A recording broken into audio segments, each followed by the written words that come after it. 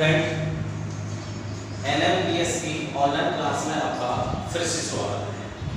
देखो बच्चों, previous class में हमने आपको नेफ्रॉन की संरचना के बारे में एक्सप्लेन किया था, जिसमें से हमने 3 पॉइंट आपको लिखा भी दिए थे।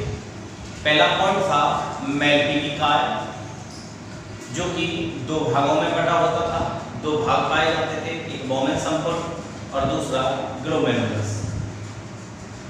दूसरा पार्ट था आपका ग्रीवा और तीसरा पार्ट था आपका समीपस्थ कुंडलित नलिका। ग्रीवा भाग आगे एक लंबी कुंडलित नलिकाकार संरचना में खुलता है, जिसे हम पीसीटी या समीपस्थ कुंडलित नलिका कहते हैं। समीपस्थ कुंडलित नलिका में अनेक माइक्रोब्लाई यानी कि सूक्ष्माणु पाए जाते थे, जो कि ब्रुश बॉर्डर की तरह कार्य करते हैं। माइक्रोब्लाई की उपस्थिति के कारण इन नलिकाओं का स्तर, जो अवशोषण स्तर है, वह बढ़ जाता है और इस स्तर की जो कोशिकाएं हैं उसमें अधिक संख्या में माइटोकॉन्ड्रिया पाए जाते हैं, जो कि सक्रिय अवशोषण के समय ऊर्जा प्रदान करते हैं। चौथा पॉइंट जो है इसका, वो है आपके सामने हेनले का लूप। हेनले का लूप देखो, पहले इसको मैं एक्सप्लेन कर देता हूं, उसके बाद मैं आपको इसको लिखाऊंगा। देखिए, हेनले के लूप की बात करें तो समीपस्थ कुंडलित नलिका आगे की ओर, देखो बेटा यहां से यहां तक देखिए आप, समीपस्थ कुंडलित नलिका आगे की ओर एक यू आकार की संरचना में खुलती है, जिसे हम हेनले का लूप कहते हैं। समीपस्थ कुंडलित नलिका आगे की ओर एक यू आकार की नलिकाकार संरचना में खुलती है, जिसे हम हेनले का लूप कहते हैं। यह नेफ्रॉन का मध्य भाग होता है। हेनले के रूप में 2 भुजाएं पाई जाती हैं, एक अवरोही भुजा और दूसरी है आरोही भुजा। समीपस्थ कुंडलित नलिका जिस भुजा में खुलती है, हेनले के रूप की जिस भुजा में खुलती है, उसे हम अवरोही भुजा कहते हैं। इसकी जो आंतरिक भित्ति है वो सल की उपकला की बनी हुई होती है। इसकी बनी होती है बेटा, सल की उपकला से बना हुआ होता है। और नेफ्रॉन की दूरस्थ कुंडलित नलिका जिस भुजा में खुलती है, उस भुजा को हम आरोही भुजा कहते हैं। इसका आंतरिक स्तर घनाकार उपकला ऊतक से मिलकर बना हुआ होता है। ये आपका हेनले का लूप हो गया बेटा। हेनले के लूप की बात कर रहे हैं हम, तो समीपस्थ कुंडलित नलिका आगे की ओर एक यू आकार की नलिकाकार संरचना में खुलता है, जिसे हम हेनले का लूप कहते हैं। यह मध्य भाग है, 2 भुजाएं हैं, अवरोही भुजा और आरोही भुजा। समीपस्थ कुंडलित नलिका हेनले के लूप की जिस भुजा में खुलती है, उसे हम अवरोही भुजा कहते हैं। इस भुजा का आंतरिक स्तर सल की उपकला ऊतक से बना होता है। और डीसीटी अर्थात दूरस्थ कुंडलित नलिका जिस भुजा में खुलती है, उसे हम आरोही भुजा कहते हैं। इसका आंतरिक स्तर घनाकार उपकला ऊतक से मिलकर बना होता है। ये मैंने आपको एक्सप्लेन कर दिया। इसके बाद दूरस्थ कुंडलित नलिका आएगी और लास्ट में संग्रह नलिका आपके सामने प्रस्तुत। तो हेडिंग डालकर लिखिए बेटा आप, हेनले का लूप। हेनले का लूप इसमें लिखिए आप, मेरे साथ साथ लिखिए, समीपस्थ कुंडलित नलिका, समीपस्थ लिखिए बेटा साथ साथ, समीपस्थ कुंडलित नलिका आगे की ओर, समीपस्थ कुंडलित नलिका आगे की ओर एक यू आकार की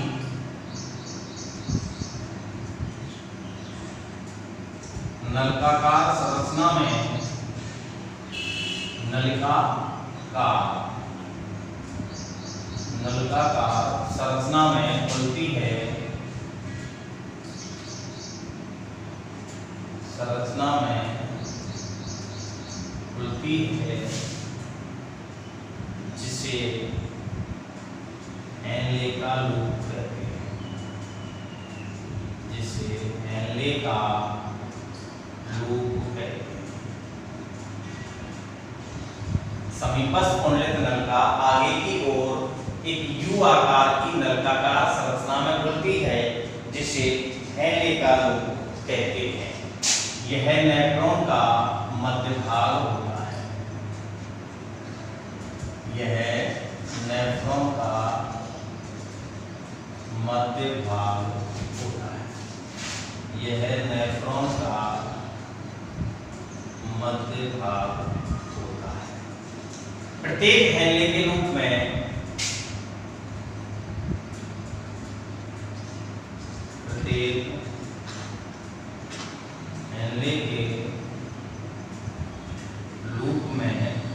अवरोही भुजा और आरोही भुजा पाई जाती हैं।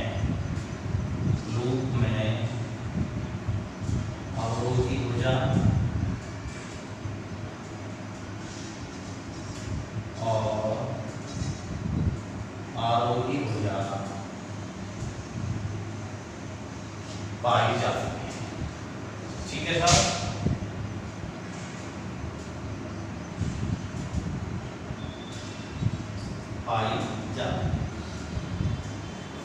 अब आरोही भुजा और अवरोही भुजा क्या है? तो समीपस्थ कुंडलित नलिका जिस भुजा में खुलेगी उसको हम अवरोही भुजा कहेंगे। यहां लिख देंगे बेटा, समीपस्थ कुंडलित नलिका, कुंडलित नलिका, समीपस्थ कुंडलित नलिका जिस भुजा में खुलती है, जिस भुजा में खुलती है उसे अवरोही भुजा कहते हैं, उसे अवरोही भुजा कहते हैं। समीपस्थ कुंडलित नलिका जिस भुजा में खुलती है उसे अवरोही भुजा कहते हैं। इस भुजा का आंतरिक स्तर, इस भुजा का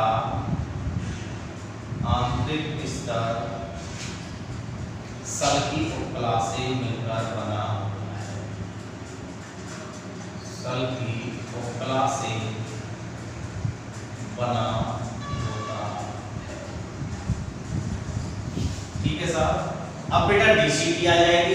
दूरस्थ कुंडलित नलिका जिस भुजा में खुलती है उसे हम आरोही भुजा कहते हैं।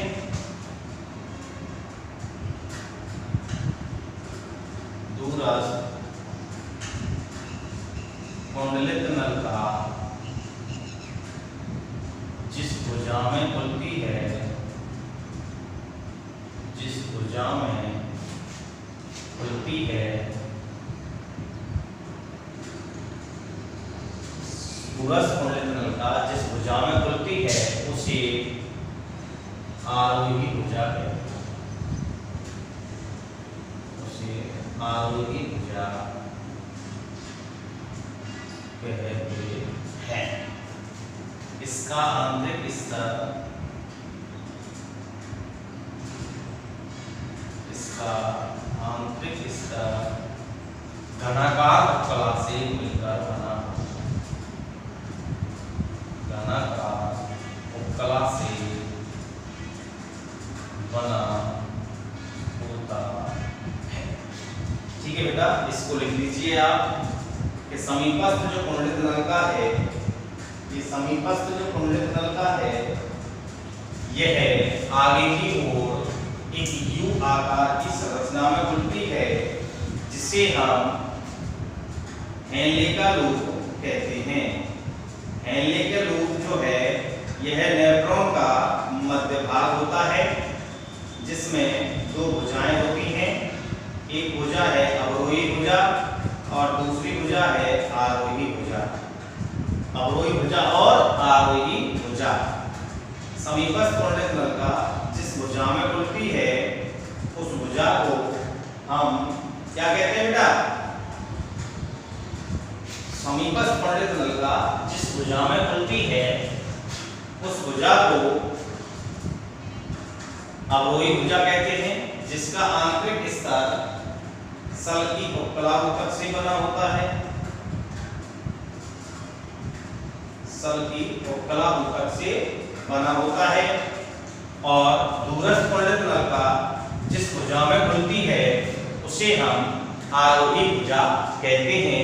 इसका स्तर घनाकार उपकला ऊतक से बना होता है। ठीक है बेटा।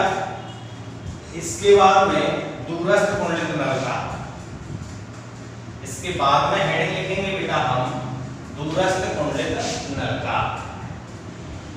दूरस्थ कुंडलित नलिका लिख लीजिए बेटा। 5वां हेडिंग है बेटा ये दूरस्थ कुंडलित नलिका।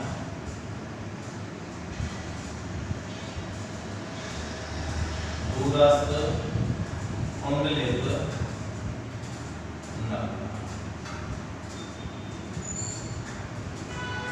इंग्लिश में इसको DCT क्या कहते हैं?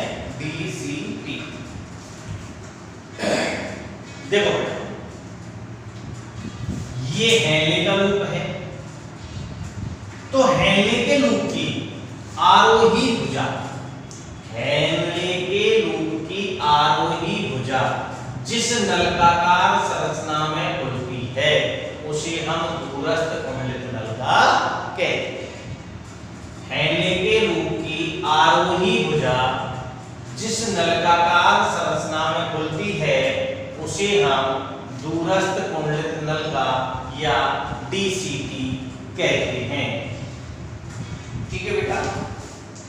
यह वृक्क का जो कॉर्टेक्स भाग है, मैंने बताया था बेटा कि प्रत्येक किडनी के ऊपर एक दृढ़ संयोजी ऊतक पाया जाता है जिसे वृक्क संपुट कहते हैं। वृक्क संपुट में वृक्क दो भागों में बटा होगा, कॉर्टेक्स और मेडुला। कॉर्टेक्स भाग के अंदर मैल्पिकीकाय, समीपस्थ कुंडलित भाग और दूरस्थ कुंडलित भाग पाए जाते हैं, जबकि हेनले का लूप और संग्रह नलिका मेडुला भाग में पाए जाते हैं। दूरस्थ कुंडलित नलिका जो है यह वृक्क के कॉर्टेक्स भाग में पाई जाती है। इसका आंतरिक स्तर उपकला ऊतक का बना होता है।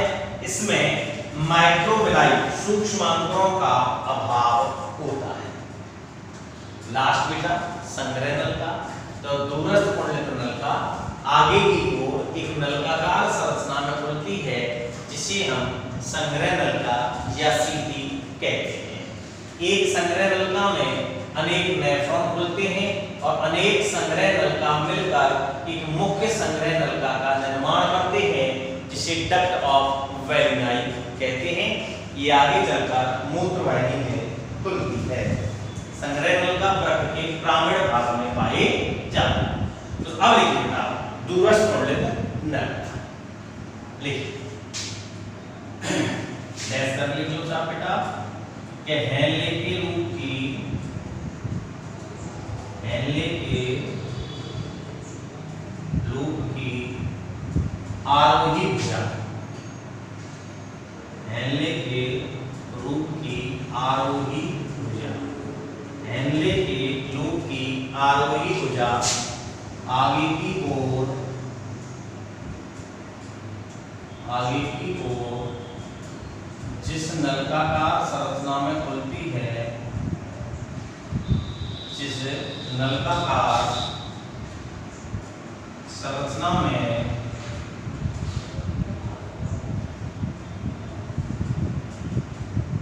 खुलती है, हेनले के लूप की आरोही भुजा आगे की ओर जिस नलिकाकार संरचना में खुलती है उसे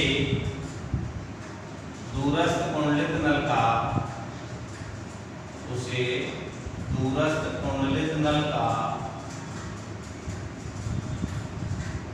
कहते हैं। यह वृक्क के कॉर्टेक्स भाग में पाई जाती है। यह वृक्क के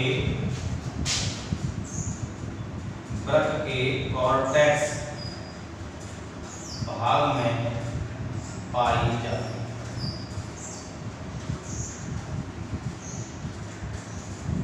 इसका आंतरिक स्तर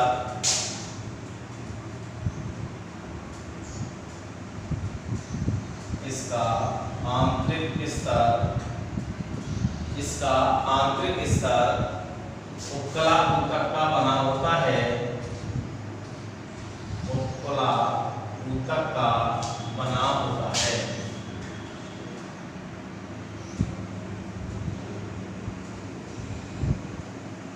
इसका आंतरिक स्तर उपकला ऊतक का बना होता है। ठीक है साहब। इसमें माइक्रोविलाई का अभाव होता है। माइक्रोविलाई या सूक्ष्म अंकों का अभाव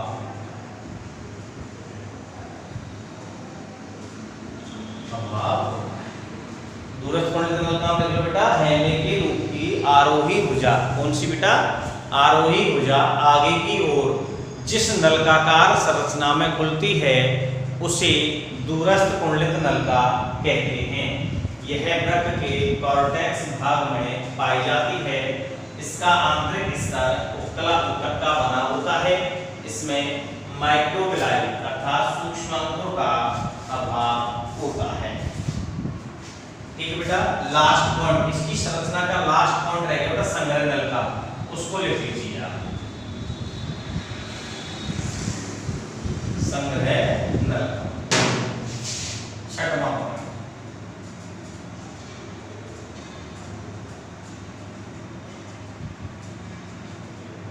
संग्रह नलिका जिसको इंग्लिश में सीटी कहते हैं। क्या कहते हैं? सीटी। Collective tubules. ठीक है बेटा। कलेक्टिव ट्यूबल्स इंग्लिश में कलेक्टिव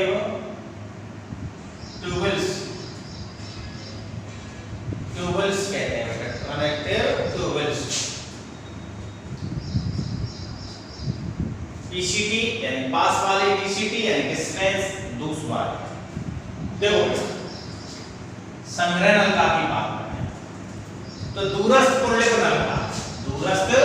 कुंडलित नलिका आगे की ओर जिस नलिकाकार संरचना में खुलती है उसे हम संग्रह नलिका कहते हैं। प्रत्येक संग्रह नलिका में अनेक नेफ्रॉन खुलते हैं। प्रत्येक संग्रह नलिका में अनेक नेफ्रॉन खुलते हैं और अनेक संग्रह नलिका मिलकर एक मुख्य संग्रह नलिका का निर्माण करते हैं, जिसे डक्ट ऑफ बेलिनाई या बेलिनाई की संग्रह नलिका कहते हैं। ये अंतिम रूप से मूत्रवाहिनी में खुलती है और ये वृक्क के ग्रामीण क्षेत्र में पाई जाती है। ठीक है बेटा। संग्रह नलिका में लिख लीजिए आप दूरस्थ कुंडलित नलिका। लिख लीजिए बेटा दूरस्थ कुंडलित नलिका। दूरस्थ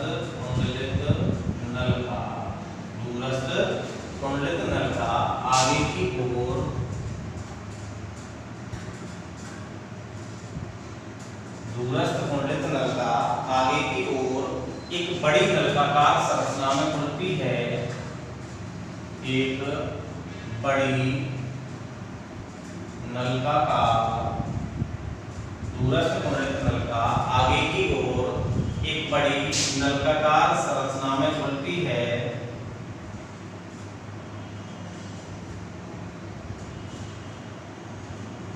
नलिकाकार संरचना में खुलती है जिसे संग्रह नलिका कहते हैं। जिसे संग्रह नलिका कहते हैं। नेफ्रॉन में प्रत्येक जो संग्रह नलिका है उसमें अनेक नेफ्रॉन खुलते हैं।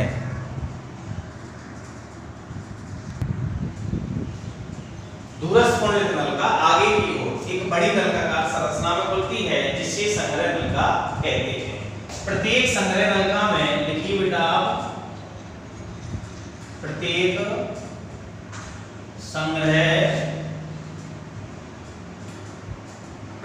संग्रह नलिका में अनेक नेफ्रॉन खुलते हैं। प्रत्येक संग्रह नलिका में अनेक नेफ्रॉन खुलते हैं और अनेक संग्रह नलिका मिलकर और अनेक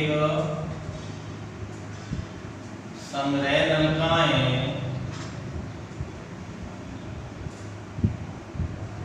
प्रत्येक संग्रह नलिकाएं मिलकर एक मुख्य संग्रह नलिका बनाती हैं। अनेक संग्रह नलिकाएं मिलकर एक मुख्य संग्रह नलिका बनाती हैं जिसे डक्ट ऑफ वैली नाली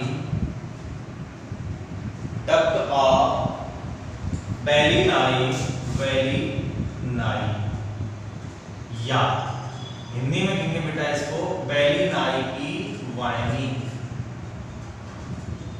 वैली नाली की वाहिनी।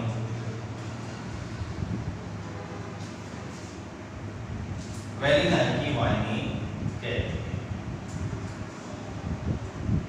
दूरस्थ कोणित नलिका आगे की ओर एक बड़ी नलिकाकार संरचना में खुलती है जिसे सीटी या संग्रह नलिका कहते हैं। प्रत्येक संग्रह नलिका में अनेक नेफ्रॉन खुलते हैं और अनेक संग्रह नलिकाएं मिलकर एक मुख्य संग्रह नलिका बनाती हैं जिसे वैली नाली की वाहिनी कहते हैं, जो अंतिम रूप से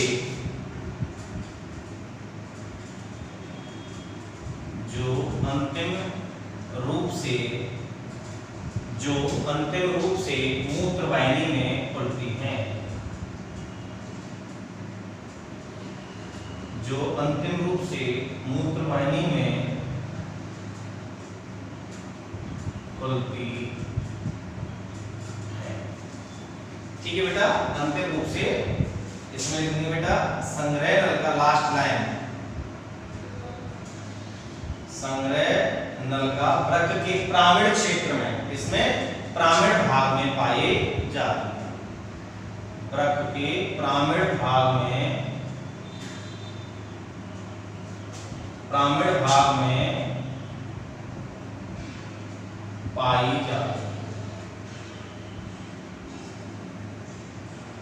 इसको लिख लीजिए बेटा फटाफट से, प्रामीण भाग में पाई जाती है।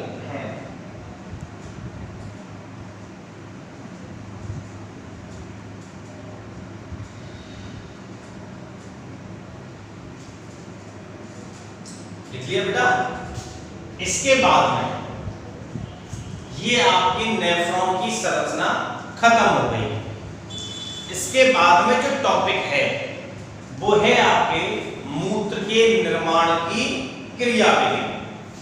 इसके बाद में क्या है बेटा, मूत्र के निर्माण की क्रियाविधि। ये टॉपिक खत्म हो गया बेटा आपका, मिटा रहा हूं मैं इसको।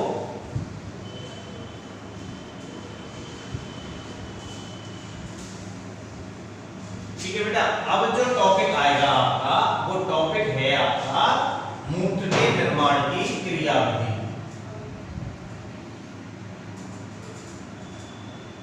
मूत्र के निर्माण की क्रियाविधि।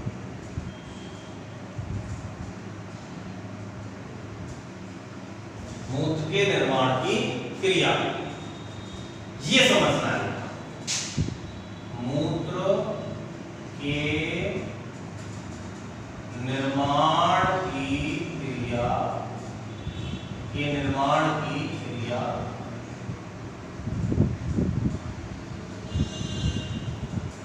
बहुत ही अच्छा शानदार क्वेश्चन है। एक बार में समझ में आ जाएगी, डायग्राम आपके सामने है और इसको फटाफट से अभी मैं आपको एक्सप्लेन करता हूं, समझने का प्रयास करना, एक साथ में समझ। देखो हमने उत्सर्जन के बारे में पढ़ा था कि नाइट्रोजनी अपशिष्ट पदार्थों को शरीर से बाहर निकालने की क्रिया उत्सर्जन कहलाती है। नाइट्रोजनी अपशिष्ट पदार्थ के रूप में यूरिया, यूरिक अम्ल और अमोनिया हो सकते हैं। अब इनका निर्माण कैसे हुआ? हमारी बॉडी में यूरिया कहां से आया, अमोनिया कहां से आया, यूरिक अम्ल कहां से आया, ये सुनिए। कि प्रोटीन उपापचय हुई, बेटा श्वसन क्रिया हुई, और श्वसन क्रिया में हमने क्या किया, ऑक्सीजन का उपयोग कर लिया, भोजन का ऑक्सीकरण कर लिया, और ऑक्सीकरण के पश्चात CO2 गैस बनी, जल बना, और कुछ अपशिष्ट पदार्थों का निर्माण भी होता है। तो प्रोटीन उपापचय क्रिया के दौरान विभिन्न नाइट्रोजनी अपशिष्ट पदार्थों का निर्माण होता है, जिनमें अमोनिया हो सकती है, यूरिया हो सकता है, यूरिक अम्ल हो सकता है। इसके आधार पर प्राणी भी 3 प्रकार के थे, अमीनोटैलिक, यूरियोटैलिक और यूरिकोटैलिक। चूंकि हम मानव का पढ़ रहे हैं, तो जो मानव है, मनुष्य जो है, यह यूरियोटैलिक प्राणी है, यूरिया का विसर्जन करता है।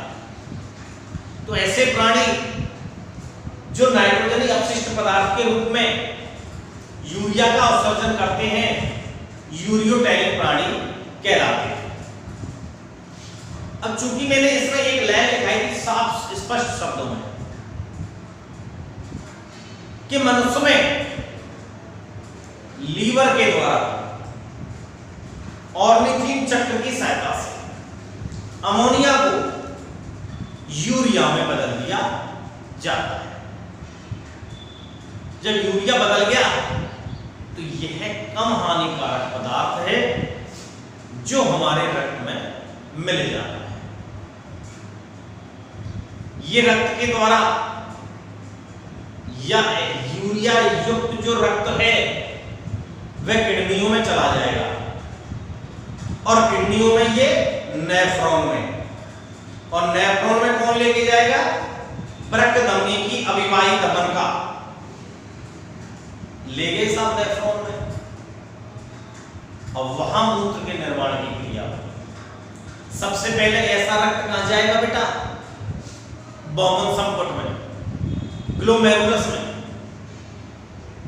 ग्लोमेरुलस की जो भित्ति है उसमें अनेक छिद्र पाए जाते हैं, जिससे इसकी पारगम्यता बढ़ जाएगी, और रक्त की जो प्लाज्मा है उसमें जो घुलित पदार्थ हैं वो छनकर अलग हो जाता है।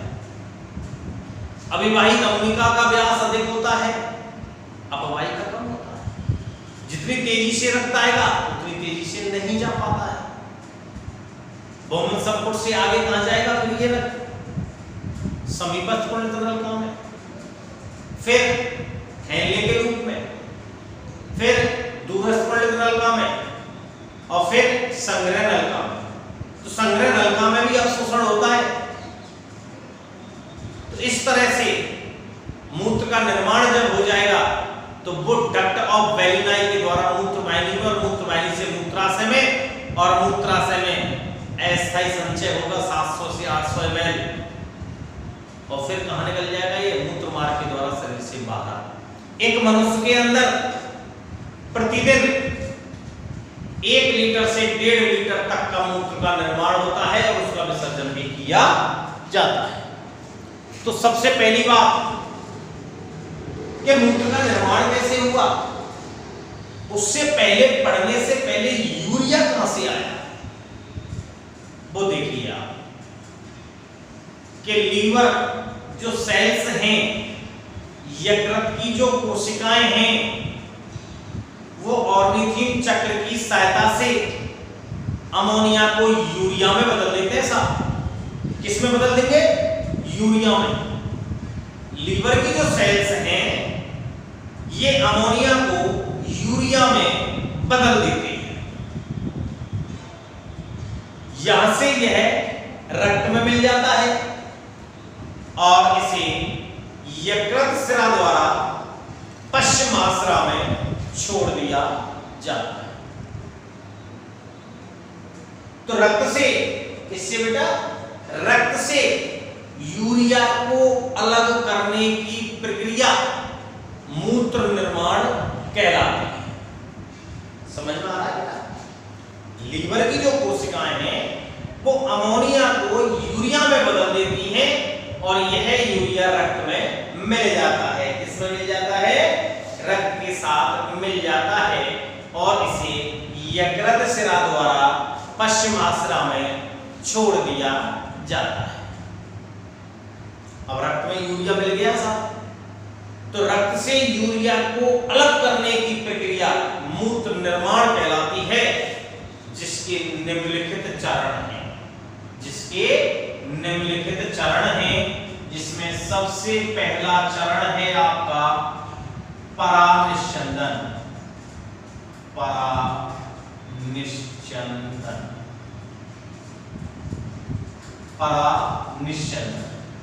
जिसको अल्ट्रा फिल्ट्रेशन कहते हैं या सूक्ष्म छन्ना कहते हैं। तीसरी चलिए 5 मिनट बस 5-7 मिनट रहिए। परानिश्चंदन की बात कर रहे हैं हम बेटा, इसको हम अल्ट्रा फिल्ट्रेशन, इंग्लिश में अल्ट्रा फिल्ट्रेशन या इसको सूक्ष्म छन्ना भी कहते हैं। ध्यान से सुनना बेटा, सूक्ष्म छन्ना। देखिए साहब, सूक्ष्म छन्ना क्या है? केशिका गुच्छ में उपस्थित रक्त से, ये केशिका गुच्छ है बेटा, अविवाही धमन का रक्त को, किसको? यूरिया युक्त रक्त को लाने का कार्य करती है। तो केशिका गुच्छ में रक्त आया कि नहीं आया? जब बॉडी से यूरिया युक्त रक्त कहां आ गया? केशिका गुच्छ में, ग्लोमेरुलस में। कहां आ गया बेटा?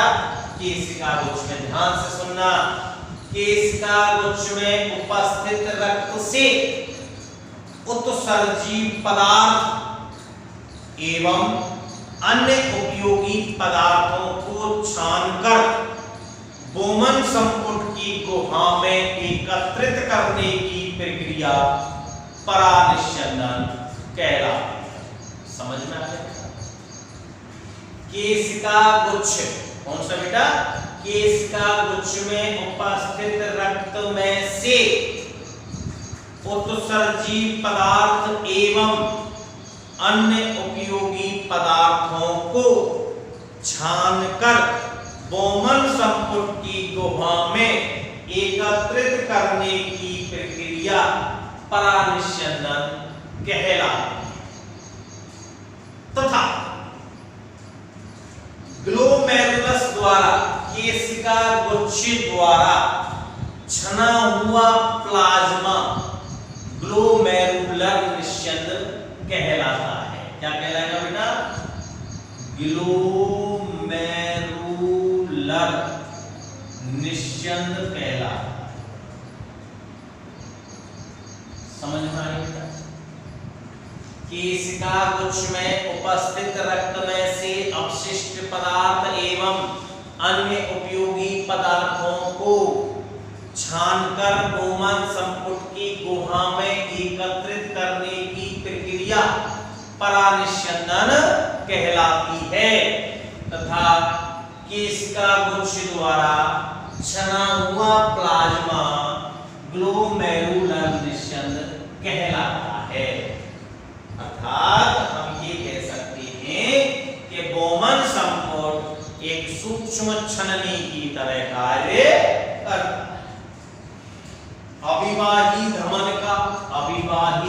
का यूरिया युक्त रक्त को ग्लोमेरुलस में लाने का कार्य करती है, अर्थात बोमन संपुट में लाती है और अपवाही धमन का रक्त को बाहर ले जाती है।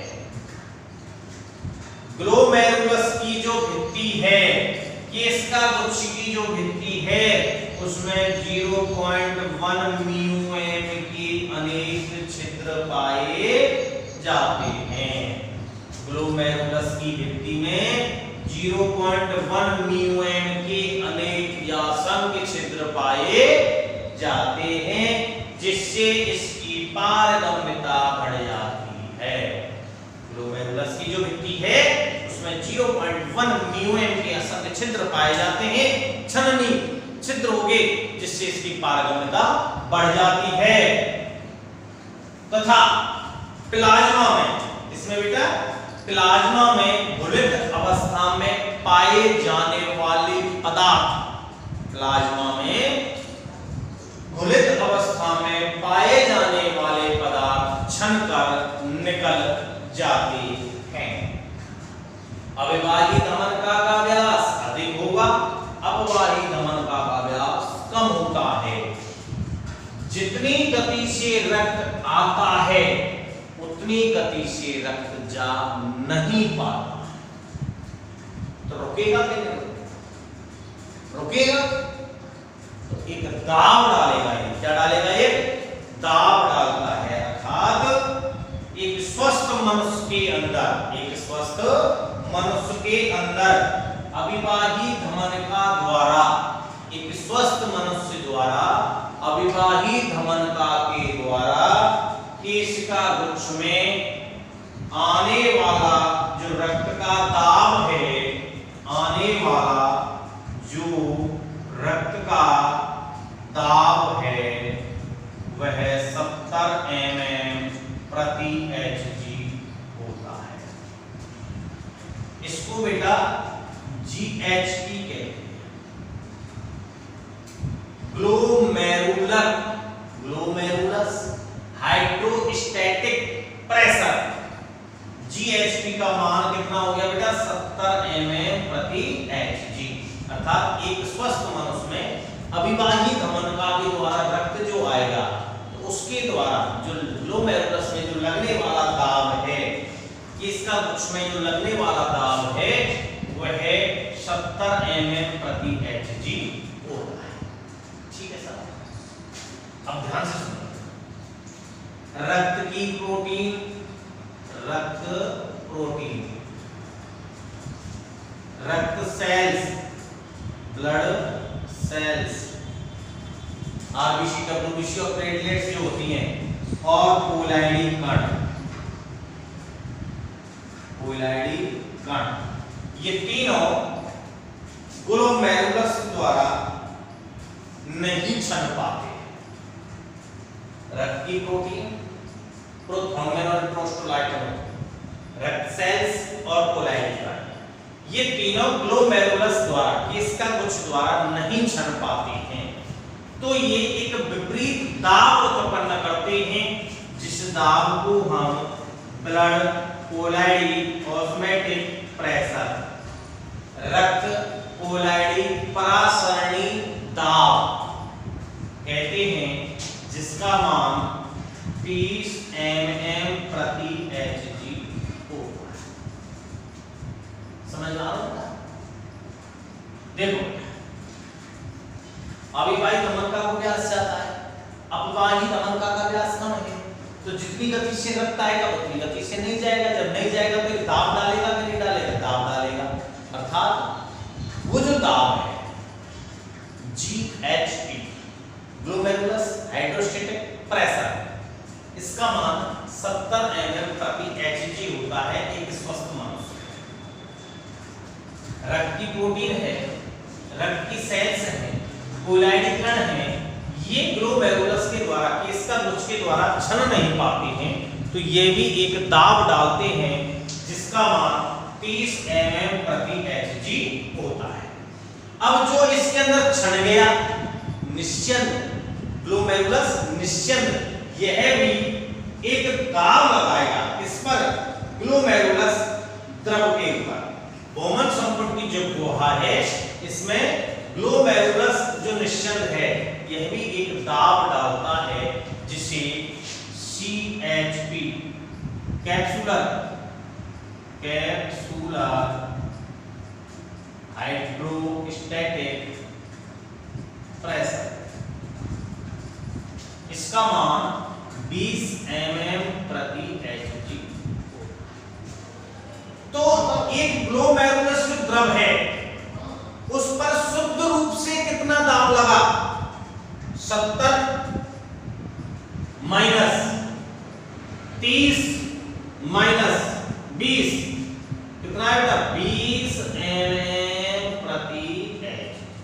ये दाब निकल के आया जो कि ग्लोमेरुलस द्रव पर एक शुद्ध रूप से यानी प्रभावी रूप से जो दाब लगेगा, इसको EFP कहते हैं। इसका मान कितना हो गया बेटा, 20 mm प्रति Hg, जिससे प्लाज्मा में उपस्थित जो उत्सर्जित पदार्थ हैं इस दाब के कारण, प्लाज्मा में जो उत्सर्जित पदार्थ हैं वो क्षणकर कोमल संपुट में एकत्रित हो जाते। ठीक है बेटा, आगे की चीज अगली क्लास में। ओके, समझ में नहीं आए तो आप कमेंट्स कर सकते हैं, पर्सनल नंबर पर फोन कर सकते हैं।